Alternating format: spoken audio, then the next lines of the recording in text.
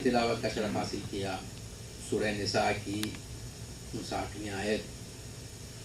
کہ یا ایھا الذین آمنوا اطیعوا اللہ و اطیعوا الرسول و اولی الامر منکم،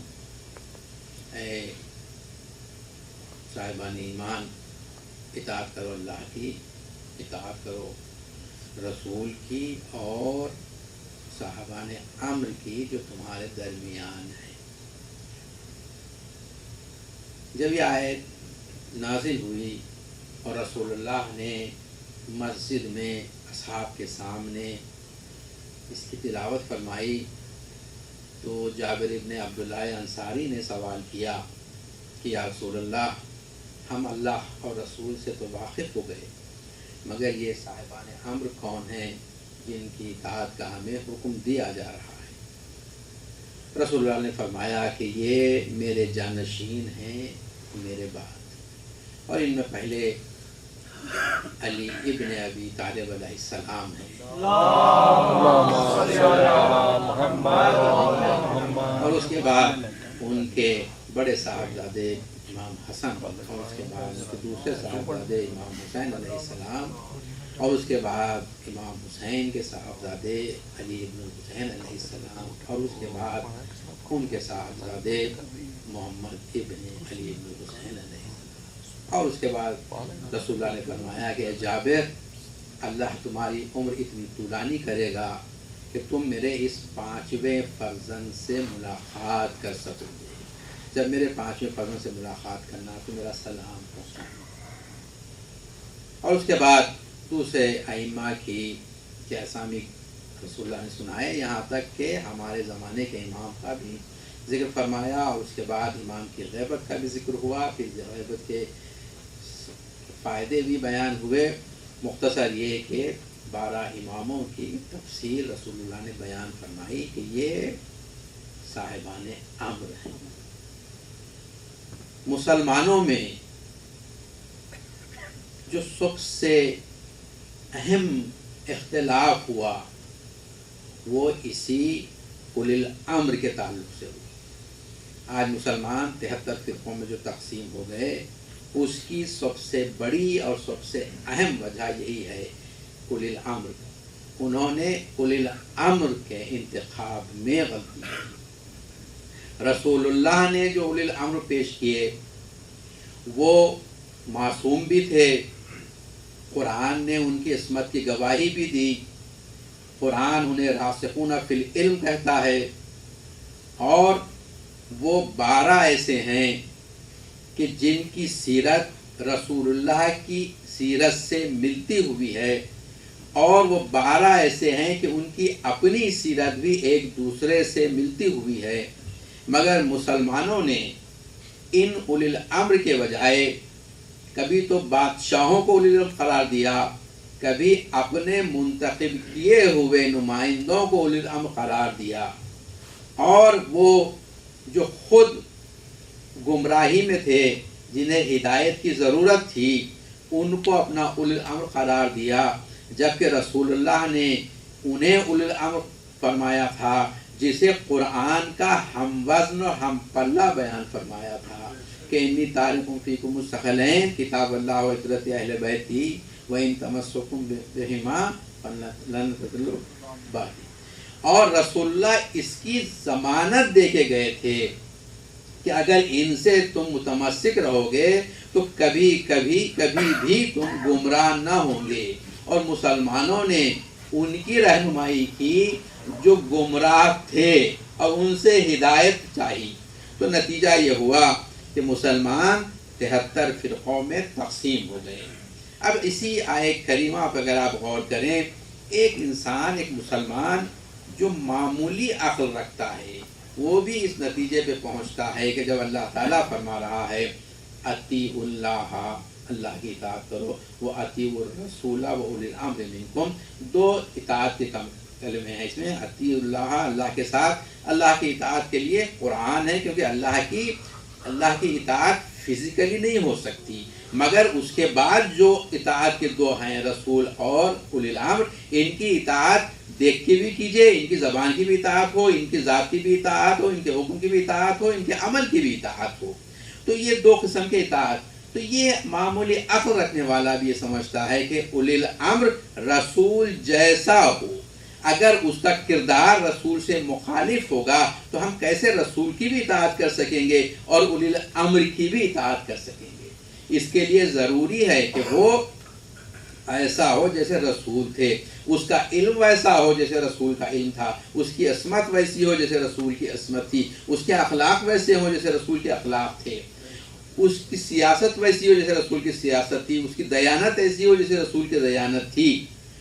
اگر یہ نہ ہو تو پھر کیسے اس کی اطاعت کی جا سکتی ہے؟ اور پھر رسول کی اطاعت بھی ہو، نہ صرف یہ کہ یہ ہو بلکہ اگر آپ اس آیت پر غور کریں، اطیعوا اللہ و اطیعوا الرسول و اولی الامر منکم، اگر خدا نخواستہ رسول اللہ کی اطاعت نہ کرے، کیونکہ رسول اللہ کے لیے بھی اطاعت ہے، اللہ کی اطاعت، اگر نعوذ باللہ رسول اللہ اطاعت نہ کریں ایک امر سے بھی تو رسول باقی نہیں رہتے۔ تو اسی طریقے سے اولی الامر کے لیے بھی شرط یہ ہے کہ وہ اللہ کی بھی اطاعت کرے، رسول کی بھی اطاعت کرے۔ اب وہ حضرات جنہیں مسلمانوں نے اولی الامر انتخاب کیا، اگر وہ رسول کی مخالفت کرتے ہوئے نظر آئیں، اگر اسامہ کے لشکر میں جانے کے بجائے چھپتے پھرتے رہے، اگر صلح حدیبیہ میں رسول اللہ نے فرمایا کہ اپنے سر کو تراشو مخالفت کی، یا رسول اللہ نے جسے مدینے کے باہر کر دیا تھا مروان کو اسے بلا لیا، اور جسے رسول اللہ یہ فرماتے رہے کہ ابو ذر سا سچا اس سورج نے نہیں دیکھا، آسمان نے اس پر سایہ نہیں ڈالا، اسے مدینے سے باہر کر دیا، یہ جو مخالفت کرتے رہے، یہ کیسے کہا جا سکتا ہے کہ یہ رسول الامر کے زمرے میں آ سکتے ہیں؟ آپ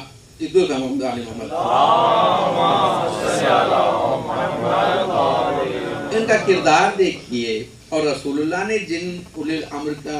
کے لیے فرمایا ان کا کردار پڑھیے۔ آج چونکہ امام محمد باقر علیہ السلام کا تذکرہ ہے، امام کے امامت کے دور میں، 19 سالہ امامت کے دور میں بنی امیہ کے 5 خلیفہ ہوئے۔ پہلا ولید ابن عبد الملک، اس ملعون کے متعلق یہ ہے کہ اس نے قرآن پر تیر برسائے۔ اس کے بعد سلیمان ابن عبد الملک، اس کے بعد عمر ابن عبد العزیز، اس کے بعد یزید ابن عبد الملک، اس کے بعد ہشام ابن عبد الملک۔ عبد الملک ملعون کے 4 بیٹے خلیفہ ہوئے، اور اس نے کہا تھا کہ مسلمان پسند نہیں کرتے کہ امامت اور نبوت ایک ہی گھرانے میں رہے، اور یہاں پر 4 بیٹے ایک ہی کے خلیفہ ہوتے جا رہے ہیں، اور مسلمان انہیں اولی الامر کے عنوان سے مانتے جا رہے ہیں۔ اولی الامر وہاں پہنچا، یزید جیسا اولی الامر ہو گیا ان کا۔ اور اس آیہ کریمہ سے یہ بات روشن ہے کہ اولی الامر منکم، تمہارے درمیان، بتاؤ آج کون ہے تمہارا؟ وہ ہر زمانے میں اولی الامر کا ہونا ضروری ہے۔ مختصر یہ کہ ان 5 کی سیرت پڑھیے، اور ان 4 کا باپ عبد الملک ابن مروان وہ خلیفہ ہوا، اس سے پہلے مروان ابن حکم خلیفہ ہوا۔ یہ افراد مسلمانوں کے لیے اولی الامر ہوئے، اسی لیے قوم وہاں پہنچی ہے کہ آج ساری دنیا ان سے نفرت کرتی ہے۔ تو مختصر یہ کہ اگر آج کا مسلمان چاہتا ہے کہ اس پر حق واضح ہو جائے تو وہ آج بھی امام محمد باقر علیہ السلام کی سیرت پڑھ سکتا ہے، اور اسی دور میں مسلمانوں نے جن 5 خلیفاؤں کو اولی الامر مانا، ان کی ان کی سیرت پڑھ سکتا ہے، ان کا کردار پڑھ سکتا ہے، اور پھر یہ فیصلہ کر سکتا ہے کہ اس زمانے کے لوگ خسارے میں تھے یا نہیں تھے، اس زمانے کے لوگوں نے اپنے اوپر ظلم کر لیا یا نہ کیا، کہ وہ راسخون فی العلم کو چھوڑ کر انہوں نے کس کی پیروی کی، کس کو اپنے لیے اولی صاحب امر قرار دیا۔ آج کے جشن کے مناسبت سے ہمارے 5ویں امام کی ولادت 1 رجب سن 57 ہجری کو ہوئی، اور اس امام کا امتیاز یہ ہے کہ امام حسین کے بعد امامت چوتھے امام میں آئی، امام زین العابدین علیہ السلام میں آئی، مگر اس امام کی جب امامت آئی تو یہاں پر پھر امام حسن اور امام حسین کی پھر نیابت آ گئی، اس طرح کہ ہمارے 5ویں امام کی مادر گرامی امام حسن کی صاحبزادی ہیں فاطمہ بنت حسن، تو اب ان کے بابا امام زین العابدین علیہ السلام، ان کی مادر گرامی امام حسن کی صاحبزادی، تو اب پھر وہ سلسلہ جو امام مولا علی سے چلا تھا، مولا علی اور بی بی فاطمہ زہرا سلام اللہ علیہ سے، وہ چوتھی امامت کے بعد 5ویں امامت میں پھر مل گیا، اور یہاں سے یہ نیابت پھر چلی امام حسن اور امام حسین سے ہمارے زمانے کے امام تک۔ اور ہمارے چھٹے امام فرماتے ہیں کہ امام حسن کی اولاد میں، امام حسن کی بیٹیوں میں کوئی بی فاطمہ بنت حسن سے زیادہ مقدس نہیں تھی، وہ بی صدیقہ تھی۔ تو جیسے رسول اللہ کی صاحبزادیوں میں سب سے مقدس سید کونین ہیں،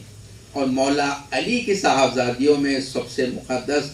زینب بنت علی علیہ السلام ہیں، اسی طرح امام حسن کی اولاد میں سب سے زیادہ مقدر اور سب سے زیادہ پاکیزہ فاطمہ بنت حسن علیہ السلام ہے۔ دو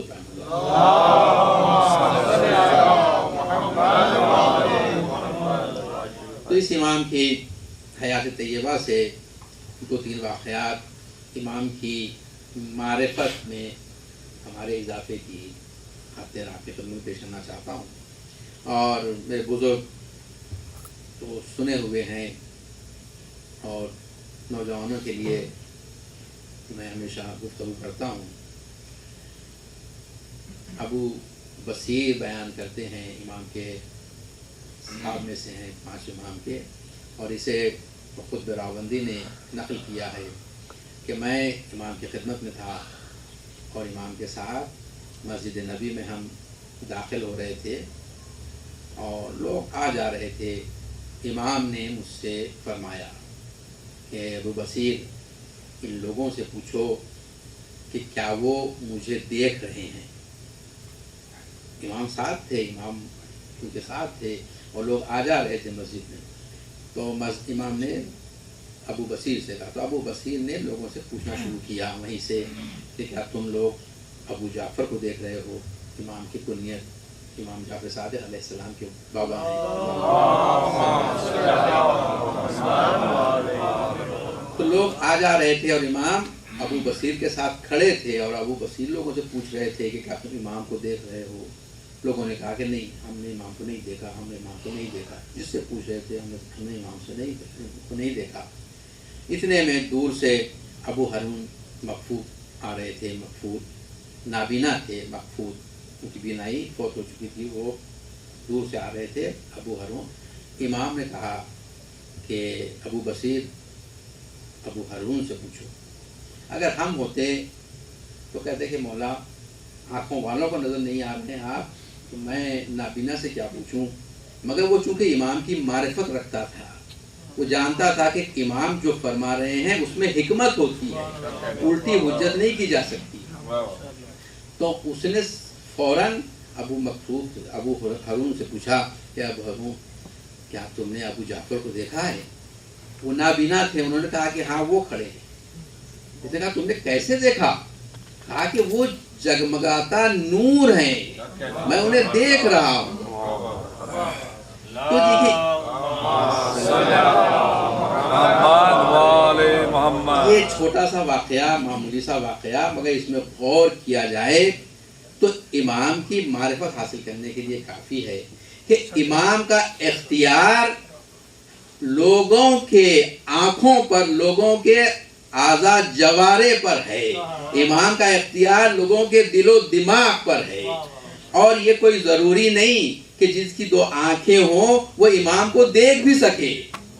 یقیناً ہمارے زمانے کے امام حج میں آتے ہیں، کربلا جاتے ہیں، مشہد جاتے ہیں، نجف جاتے ہیں، مگر کتنوں کو نظر آتے ہیں؟ کوئی ضروری نہیں کہ یہ آنکھیں انہیں دیکھ سکیں جب تک وہ نہ چاہیں، اور اگر وہ چاہیں تو ابو ہارون مکفوت بھی دیکھ سکتے ہیں۔ ایک دور پہ محمد علیہ، اور دوسری بات یہ کہ امام کی حقیقت نور ہے، کیونکہ ابو ہارون نے کہہ دیا کہ وہ نور میں دیکھ رہا ہوں، وہ جگمگاتا نور، وہ امام ہے۔ تو یہ امام کے اختیارات ہیں، اور یقیناً ہمارے زمانے کے امام کے اختیارات بھی ایسے ہی ہیں۔ تو ہم کوئی ضروری نہیں کہ ہم انہیں دیکھ پائیں، اگر وہ چاہیں تو انسان دیکھتا ہے، انہیں چاہنے والا انہیں ان سے ملاقات کرتا ہے، اس کی زیارت ہو جاتی ہے، ورنہ اگر نہ چاہیں وہ، تو پھر کوئی قدرت ایسی دنیا میں نہیں ہے جو انہیں مجبور کر سکے کہ انہیں ہم دیکھ سکیں۔ ایک دوسرا محمد علیہ،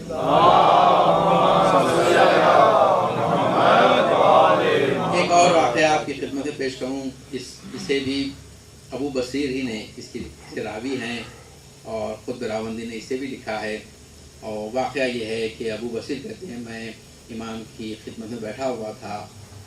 ایک خراسان سے ایک مومن امام کی خدمت میں حاضر ہوا، اور بیٹھ کر امام سے گفتگو کرنے لگا۔ وہ حج کے لیے آئے تھے، امام کی خدمت میں پہنچے، رسول اللہ کی زیارت کرنے کے بعد، قبر کی زیارت کے بعد گفتگو کرنے لگے، تو امام نے ان سے پوچھا کہ تمہارے والد کے تعلق سے تمہاری اطلاع کیا ہے؟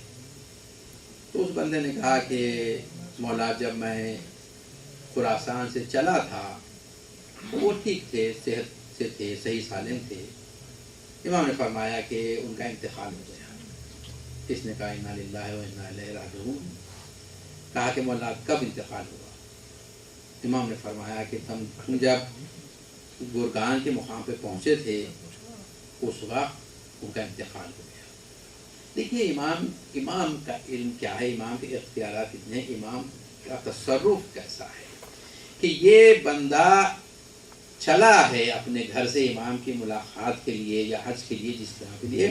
اور امام کیا ضروری ہے کہ امام ہر چیز کا علم رکھے، مگر یہ امام کو ہر اس کائنات کی ہر شے علم پہنچاتی رہتی ہے، اس کا فرض ہے کہ وہ تمام واقعات امام کو واقف کرائے۔ اس کے بعد امام نے فرمایا کہ تمہارے بھائی کے تعلق سے تمہاری کیا اطلاع ہے؟ اس نے کہا کہ وہ الحمدللہ بہت تندرست ہے، ٹھیک ٹھاک ہے۔ امام نے فرمایا کہ ان کا ایک ہمسایہ ہے جس کا نام صالح ہے، یہ بھی اس زمانے میں بھی ایسی تھا، نام صالح تھا، اس نے تمہارے بھائی کو فلاں دن فلاں وقت قتل کر دیا۔ یہ رونے لگے۔ امام نے فرمایا کہ نہیں، رو مت، اس کی جگہ اس دنیا سے بہتر ہے، وہ جنت میں ہے،